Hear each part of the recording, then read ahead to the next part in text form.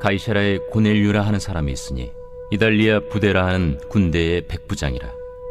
그가 경건하여 온 집안과 더불어 하나님을 경외하며 백성을 많이 구제하고 하나님께 항상 기도하더니 하루는 제9시쯤 되어 환상 중에 밝히 보매 하나님의 사자가 들어와 이르되 고넬료야. 고넬료가 주목하여 보고 두려워 이르되 주여, 무슨 일이니까?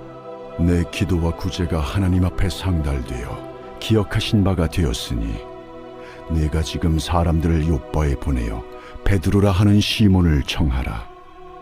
그는 무두장이 시몬의 집에 유숙하니 그 집은 해변에 있다.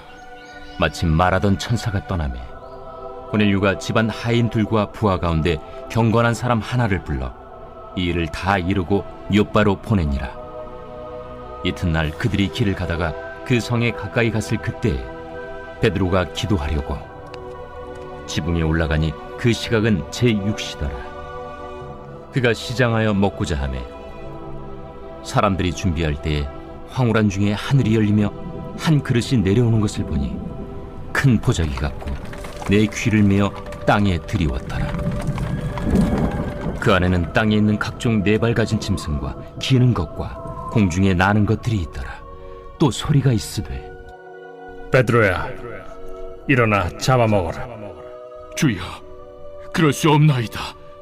속되고 깨끗하지 아니한 것을 내가 결코 먹지 아니하였나이다. 또 두 번째 소리가 있으되 하나님께서 깨끗하게 하신 것을 네가 속되다 하지 말라. 이런 일이 3번 있은 후 그 그릇이 곧 하늘로 올려져 가니라. 오늘 말씀에 보시면은 이 고넬리오라는 그런 사람이 나옵니다. 그리고 그는 경건하다라고 돼 있어요. 경건한 사람이다. 여러분, 우리가 신앙생활하는 목표가 바로 경건입니다. 경건한 사람으로 살아가는 게 우리의 목표인데 우리가 경건한 신앙이란 진정한 경건이 무엇이냐, 이것을 오늘 말씀 보면요, 이 고넬료를 통해서 경건함의 특징을 볼 수 있는데, 첫째 보니까 더불어 하나님을 경외하는 사람이다라고 나와요. 1번은 하나님을 경외하는 삶이다라는 것입니다. 이 경외하다라는 것은 사랑하는 것입니다. 그러나 사랑하는 것으로 그냥 끝나는 게 아니라 사랑하는 마음 가운데 일종의 두려움이 같이 있는 거예요. 여러분, 진정한 사랑, 영원한 사랑, 오래가는 사랑은 그냥 좋아하는 게 아닙니다. 그 사람을 존중하고 존경하기 때문에 일종의 어려움을 같이 갖고 있는 거예요. 여러분, 평생 사랑하고 사는 비결이 이겁니다. 일종의 경외감이 있어야 된다는 것이죠. 너무 사랑만 하다가는 경건함까지 잃어버리는 것입니다. 우리 신앙이 자칫하면 하나님은 그냥 좋으신 하나님이고 나를 사랑하시는 하나님이고 끝까지 그냥 용서해 주시는 하나님이고 이것만 묵상을 하다가 우리가 두려워해야 할 하나님으로서의 부분을 놓쳐버리게 되는 것이죠. 그럴 때 신앙이 전체가 무너지는 것입니다. 마치 버릇없는 아이처럼 신앙 전체가 그야말로 갈팡질팡하는 신앙이 되는 것입니다.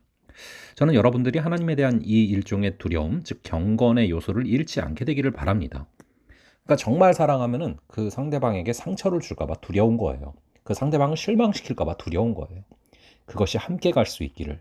그럴 때 믿음은 구원은 이제 믿음으로 받게 되고, 하지만 구원은 동시에 두려움과 떨림으로 이루어가게 되지 않습니까? 그럴 때 우리가 경외감이 있을 때 두려움과 떨림으로 구원을 이루어가게 되는 것입니다.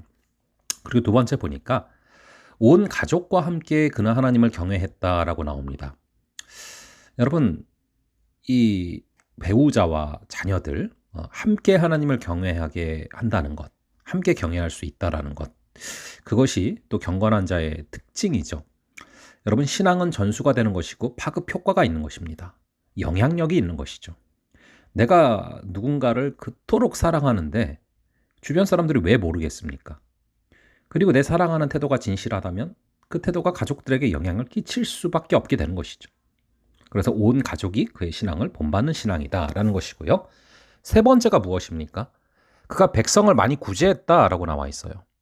고넬료가 무슨 지금 장군도 아니고 그냥 일종의 그냥 백부장이죠. 군인인데 뭐 부자도 아니거든요.